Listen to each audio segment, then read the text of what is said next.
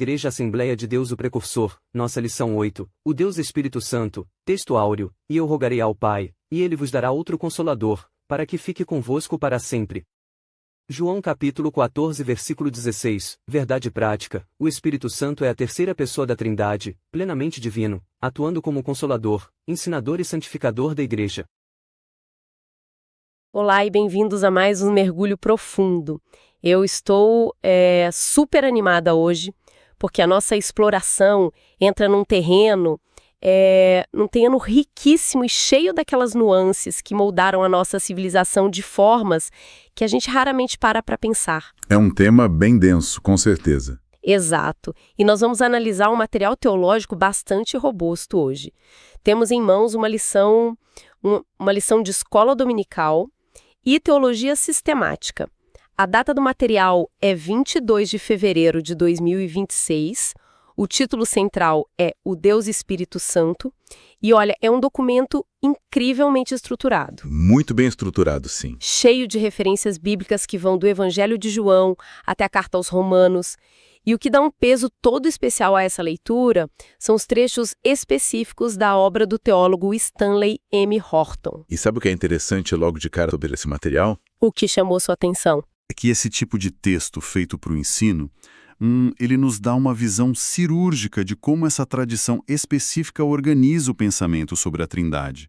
O material constrói um argumento passo a passo para definir não apenas a identidade da terceira pessoa. E não só a identidade, né? Isso define também a mecânica de como essa entidade atua de forma prática na história humana e no cotidiano. É uma arquitetura de pensamento fascinante. E a nossa missão hoje é exatamente colocar as lentes dessa tradição teológica. Só para deixar bem claro para quem nos ouve, a ideia não é transformar isso aqui num debate sobre verdades absolutas ou endossar dogmas. Claro, a abordagem precisa ser puramente analítica. Exatamente. Nós vamos dissecar a engenharia por trás dessas crenças de forma acadêmica e objetiva. Vamos destrinchar as raízes históricas, o peso das palavras gregas e hebraicas originais e a aplicação de tudo isso. Porque, no fim das contas, entender a estrutura de uma crença ajuda a entender como as pessoas que a seguem enxergam o próprio universo. Com certeza. Quando olhamos para a teologia como um sistema complexo de pensamento, a gente consegue apreciar a profundidade literária e os dilemas lógicos que os autores tentavam resolver. Independentemente das nossas próprias visões de mundo. E o documento do Horton é um prato cheio para isso, porque ele não foge dos debates difíceis. Nem um pouco. Certo, vamos destrinchar isso. O material já começa batendo de frente com um equívoco que, convenhamos, é extremamente enraizado na cultura popular. Quando se fala em espírito, muita gente logo projeta a imagem de uma força cósmica. Tipo uma energia meio Star Wars. Perfeito. Bem por aí. Uma energia impessoal que permeia o universo. A analogia que sempre me vem à mente quando leio essa desconstrução que o texto faz é a diferença entre a eletricidade e um guia de expedição. Uma comparação muito boa. A eletricidade é uma força avassaladora, ela acende cidades, move indústrias, mas a cega. Ela não tem propósito próprio. Não sente empatia e não toma decisões morais. O texto constrói um muro contra essa visão elétrica do divino. Ele argumenta de forma veemente que o Espírito Santo é o guia, alguém com autoconsciência, que entende o caminho, que ensina e que, acima de tudo, se relaciona. E a implicação de trocar a eletricidade pelo guia muda todo o jogo lógico da teologia. O argumento central aqui é a personalidade plena. Para sustentar que essa entidade possui mente, propósito e consciência, o material não se apoia em conceitos filosóficos abstratos. Eles usam os textos sagrados diretamente. Exato. Eles buscam comportamentos documentados nos textos. O exemplo de Efésios 4, versículo 30 é emblemático porque fala sobre não entristecer o espírito. A tristeza exige um nível de vulnerabilidade relacional e empatia que uma energia bruta simplesmente não possui. Você não consegue magoar a gravidade. Ou entristecer um magnetismo. É uma imagem muito forte. E o que me chamou muita atenção não foi nem só a questão emocional, mas a inteligência e a vontade ativa. O texto cita João 14, versículo 26. Mostrando que essa pessoa ensina e faz lembrar verdades. Isso exige uma consciência pedagógica gigantesca. E no aspecto da vontade, a referência a 1 Coríntios 12, versículo 11, é cirúrgica, porque aponta que ele distribui dons de forma soberana. Há um processo decisório autônomo aí. Falar, chamar pessoas para missões específicas, alocar talentos. A lógica que a tradição constrói aqui é que negar a racionalidade e a personalidade autônoma dessa figura Seria, nas próprias palavras do material, mutilar a Trindade. É como tentar jogar xadrez sem a rainha. Exato. E para dar sustentação a essa ideia de uma personalidade tão interativa, a lição ancora seu argumento na linguagem jurídica e relacional da época, especificamente com a palavra grega parácletos. O que é fascinante aqui é o alcance profundo dessa palavra no contexto greco-romano. É isso que dá o tom da argumentação. Porque a tradução mais comum que a gente vê por aí é consolador, o que pode passar uma imagem um pouco passiva, né? Alguém que só está ali para oferecer um ombro amigo. Isso, mas a explicação do texto mostra que o buraco é bem mais embaixo. Sem dúvida. Paráclitos era frequentemente usado no âmbito legal. É o advogado. Literalmente aquele que é chamado para o lado de alguém para interceder, defender ou auxiliar perante uma autoridade. É um ajudador ativo, estratégico. Exatamente. Quando o texto destaca a promessa de Jesus de enviar outro Consolador, a palavra outro denota alguém da mesma espécie e natureza. Ou seja, não é um subalterno. De forma alguma. A premissa é clara. O Paráclitos assume o papel executivo da presença de Deus, operando no mesmo nível de autoridade, sendo coigual e consubstancial. E usar termos como coigual e consubstancial é como jogar uma granada num campo minado histórico. A gente sabe, para quem acompanha a história do cristianismo primitivo, que a igreja levou séculos quebrando a cabeça para chegar a essa equação matemática da Trindade. Foi um processo muito complexo. O texto traz as heresias clássicas que a ortodoxia precisou combater. Eles colocam na mesa o modalismo e o arianismo, além daquele grupo conhecido como pneumatomacos. E pensa pelo lado de quem estava tentando entender isso lá no século III ou IV. O modalismo tentava resolver o problema transformando Deus num ator de teatro que apenas troca de máscaras. Ora é o Pai, ora o Filho, ora o Espírito. Já o arianismo tentava organizar uma hierarquia corporativa onde o Filho e o Espírito eram criações subordinadas, como se fossem funcionários de escalão inferior. O que ilustra perfeitamente por que a teologia ortodoxa precisou ser tão milimetricamente definida. O sistema de pensamento do documento argumenta que a essência divina é uma só, mas subsiste em 3 pessoas de fato distintas. E o contra-argumento deles é fortíssimo. Sim, o contra-argumento genial que a tradição usa contra o modalismo é a própria dinâmica dos textos bíblicos. Se o Pai envia o Espírito em nome do Filho, a teoria das máscaras desmorona. Uma máscara não pode enviar a outra. Exato. Há uma distinção clara de papéis e missões simultâneas que exige a coexistência. Ao mesmo tempo, para barrar o arianismo, o texto insiste na igualdade absoluta de substância. Aqui é onde a coisa fica realmente interessante do ponto de vista histórico. Porque para blindar essa coexistência e essa igualdade, o material entra num terreno que causou literalmente a maior cisão geopolítica da história da Igreja. A famosa controvérsia do filioque. Essa pequena expressão latina que significa "e do filho" foi o epicentro de um terremoto. O credo niceno constantinopolitano de 381 estava ali tentando organizar a casa. E o texto enfatiza que o Espírito procede do Pai e do Filho. E para quem está ouvindo e achando que a palavra processão soa como um desfile religioso... É bom a gente traduzir esse jargão teológico. Por favor. Se conectarmos isso ao quadro maior, uma excelente analogia clássica para entender a processão na teologia trinitária é pensar no Sol e na luz.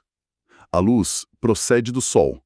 O Sol não existe primeiro para, anos depois, criar a luz. A luz emana dele eternamente. Sim, onde há o Sol, há a luz, simultaneamente, mas a origem dessa emanação é o Sol. A teologia argumenta que o Espírito procede do Pai e do Filho nessa mesma lógica eterna. Não houve um momento no tempo em que ele foi criado. Foi a estratégia para declarar de forma inegociável que a terceira pessoa tem exatamente a mesma essência divina compartilhada por ambos. E foi essa única palavra que serviu de estopim para o grande cisma entre as igrejas do Oriente e do Ocidente em 1054. O documento foca na teologia, mas o peso histórico dessa afirmação moldou fronteiras imperiais. Moldou a geopolítica inteira. E para não deixar pedra sobre pedra nessa defesa da igualdade, a lição lista aqueles atributos absolutos que, para um público que já consome teologia, são bem conhecidos: onipotência, onisciência, onipresença e eternidade. E o pulo do gato do Orton aqui, na minha leitura, não é nos dar um dicionário do que essas palavras significam. Ele vai além disso. O argumento central dele é que essas características não foram um upgrade que o Espírito Santo recebeu no dia de Pentecostes. Quando o texto cita o Salmo 139, ilustrando a impossibilidade de fugir de uma presença divina. Uma presença que permeia os céus e os abismos. Isso. Ou quando volta a Gênesis 1 com o Espírito pairando sobre o caos primordial, a mensagem é que essa essência divina é inata e atemporal. A implicação disso vai muito além da teoria dogmática, né? Com certeza. Se essas virtudes fossem apenas poderes delegados a uma entidade subordinada, todo o edifício de salvação e santificação que a tradição defende cairia por terra. A onipresença e a onisciência são premissas funcionais para o advogado. Exato. Um advogado que precisa estar ativamente consolando, confrontando e transformando a mente de milhões de indivíduos simultaneamente, em diferentes épocas e culturas, precisa, por definição lógica, ser infinito. Saindo dessa camada mais densa dos atributos, o texto faz uma transição visual e literária que eu acho fantástica. Eles trazem à tona os grandes símbolos: o fogo, a água, o vento, o óleo e a pomba. E o Orton introduz uma chave de leitura maravilhosa, chamando esses elementos de arquétipos. Isso tira o texto do vácuo teológico e o conecta com a psique humana universal. Os autores bíblicos pegaram as forças mais fundamentais da natureza, aquelas que qualquer ser humano em qualquer milênio entende o poder, e as usaram como metáforas para explicar o intangível. Exato. O uso dos arquétipos é a ponte entre a transcendência divina e a fragilidade da experiência humana. Num contexto de Oriente Médio Antigo, a água límpida não é apenas um luxo. É o diferencial entre a vida e a morte num deserto. Usar a água como arquétipo do refrigério espiritual carrega um peso de sobrevivência. O fogo, na metalurgia antiga, era a única forma de separar a escória do ouro. Simbolizando uma purificação dolorosa, mas necessária. Além de representar a presença majestosa. E o vento é a representação máxima de uma força invisível, cujos efeitos são incontestáveis. Você não vê o vento, mas vê a tempestade que ele causa, ou sente o alívio da brisa. E essa ideia do vento nos leva direto à análise linguística que a lição faz da palavra hebraica ruar. É daquelas palavras que carregam um universo inteiro dentro delas. Uma riqueza semântica incrível. O texto traça um paralelo entre o ruá, que pode ser traduzido como sopro, vento ou espírito, e o termo nefesh, que é a essência do ser vivente. Sabe o que me fascina nessa lógica? O quê? É a conexão visceral com a biologia e a respiração. A ideia de que o pó da terra só se levanta e ganha consciência porque recebe esse sopro. O que levanta uma dimensão antropológica profunda no texto.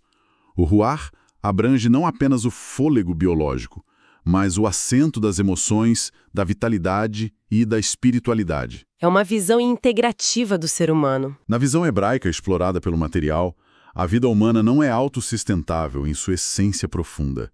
Ela é continuamente dependente desse fôlego animador. Isso cria um contraste poético. O mesmo ruar, que é a ventania capaz de abrir mares, é o sopro sutil que mantém o movimento orgânico dos pulmões e a clareza da mente. Verdade. O que nos empurra naturalmente para a terceira parte do nosso mergulho. Nós olhamos para a gramática, dissecamos as heresias e os credos antigos, decodificamos os arquétipos do vento e do fogo. Então, o que tudo isso significa? Na prática, A lição dá uma guinada muito pragmática agora. A teoria vira ação concreta através do que eles chamam de 3 grandes obras. E a mecânica divina por trás dessas obras é descrita quase como um esforço de equipe irrenunciável. A primeira é a encarnação e a segunda, a ressurreição. E o padrão que o texto estabelece para esses eventos de ruptura cósmica é fascinante. O material delineia o que poderíamos chamar de operação trinitária integrada. Como isso funciona na encarnação, por exemplo? Em Lucas 1, versículo 35, ao descrever a encarnação, a engenharia teológica mostrada é de uma precisão impressionante. A iniciativa parte do Pai, o Verbo consente em assumir a limitação da carne, mas a execução orgânica... A interseção entre o divino e a biologia humana no ventre de Maria. Exatamente. Essa execução é operada pelo Espírito Santo.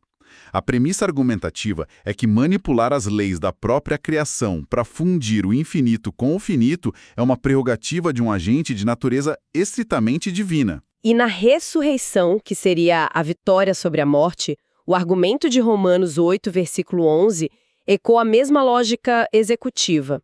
O Pai e o Filho são parte do processo, mas a terceira pessoa é o agente vivificador primário. E o texto faz uma ponte disso para a vida prática de quem crê. O mesmo poder que religou a vida naquele evento pontual da história atua como uma espécie de selo ou garantia de vitalidade contínua para o indivíduo. O que nos leva ao ápice prático da teologia de Horton, que é a terceira grande obra, o processo de santificação. A lição aborda a santificação não como um bilhete de entrada estático para o além, mas como uma operação mais complexa do Paracletos na realidade cotidiana. O texto estabelece uma bifurcação metodológica aqui. A dimensão posicional, que seria a reclassificação instantânea do indivíduo perante a justiça divina no momento da conversão. E a dimensão progressiva. Isso. E a dimensão progressiva é onde o bicho pega, porque ela envolve tempo, falha e resistência. É um trabalho vitalício de demolir crenças distorcidas, reparar comportamentos e alinhar a bússola moral. E há um paradoxo bíblico belíssimo que o texto expõe sobre essa jornada. Uma tensão bem interessante. Por um lado, o material cita o profeta Ezequiel, argumentando que trocar um coração de pedra por um de carne é algo que apenas a soberania divina tem o poder de realizar. O ser humano não consegue, pelos próprios esforços éticos, mudar sua essência íntima. Mas, paradoxalmente, as epístolas de Paulo cobram que o crente ativamente ande no Espírito. Ou seja, exige suor, exige uma cooperação ativa, não é só sentar e esperar a transformação acontecer. Essa tensão entre a agência divina e a responsabilidade humana é o motor da ética apresentada no documento. A transformação progressiva não anula a vontade humana, ela convida a colaboração. Tem uma frase do Horton que amarra muito bem isso. Sim, a citação que ancora essa ideia é fundamental. Ele diz: Jesus veio para nos salvar dos nossos pecados, e não dentro deles. A implicação lógica é que o conforto trazido pelo Consolador não é passividade ou vista grossa para as falhas. É um conforto que capacita para a confrontação interna. A deidade, nessa visão, entra na bagunça psicológica e moral do indivíduo para reorganizar a casa, o que frequentemente é um processo extremamente desconfortável e que exige resposta diária. Olhando por esse prisma, o percurso que fizemos hoje nesse documento desvenda uma complexidade tremenda. Dissecamos um material que se recusa a reduzir a terceira pessoa da Trindade a um mero campo de força. Fomos bem fundo nessa ortodoxia. Exploramos a precisão matemática frente aos arianos e modalistas, o peso geopolítico em torno de uma palavra como filioque, a sabedoria antropológica dos arquétipos e do ruach, até aterrissarmos na engrenagem prática da encarnação, ressurreição e na fricção constante da santificação progressiva humana. É uma teologia que não permite que o divino permaneça distante num trono isolado. Isso levanta uma questão importante sobre a grande relevância de absorver a arquitetura desse pensamento. É compreender a resposta que essa tradição oferece para o isolamento humano. Como assim? Da era do iluminismo. Aquele que cria o universo da corda e se afasta para observar o mecanismo funcionar sozinho. Nossa, é verdade. Pelo contrário, a proposição de Horton e da lição documentada é a de uma intervenção microgerenciada, interativa e empática. Um Paráclitos que habita as complexidades, as crises éticas e as pequenas vitórias do dia a dia terreno. Sabe, todo esse debate sobre colaboração ativa entre a vontade humana e uma força divina autoconsciente no processo de santificação me leva a um pensamento final. E é algo que o material original não aborda diretamente, mas que é impossível não questionar diante de tudo que vimos. Qual seria a provocação? Nós vivemos na era dourada da hiperindividualidade, da autoajuda e da otimização pessoal, onde a regra é tentar consertar a si mesmo contando exclusivamente com os próprios recursos, hábitos e disciplina. A busca solitária pela autossuficiência. Sim. Se essa tradição teológica defende com tanta ênfase que a verdadeira mudança estrutural e a purificação dependem de forma absoluta da interação orgânica com o ruach, o fôlego vital, até que ponto a nossa obsessão moderna pela autossuficiência moral entra em rota de colisão frontal com essa visão? É um contraste muito marcante com o cenário contemporâneo. Será que, ao tentarmos obstinadamente esculpir nosso caráter sozinhos, em meio à ansiedade contemporânea, não estamos, segundo a ótica desse texto, fechando a porta para a mesmíssima força autoconsciente que arquitetou as estrelas e animou a poeira? É um excelente ponto para se pensar. Fica aí essa provocação espinhosa e fascinante para a nossa audiência refletir. Terminamos por aqui a nossa imersão de hoje neste material. Continuem questionando as certezas absolutas, continuem buscando a engenharia por trás das ideias e, principalmente, lendo as entrelinhas. Até o nosso próximo mergulho profundo.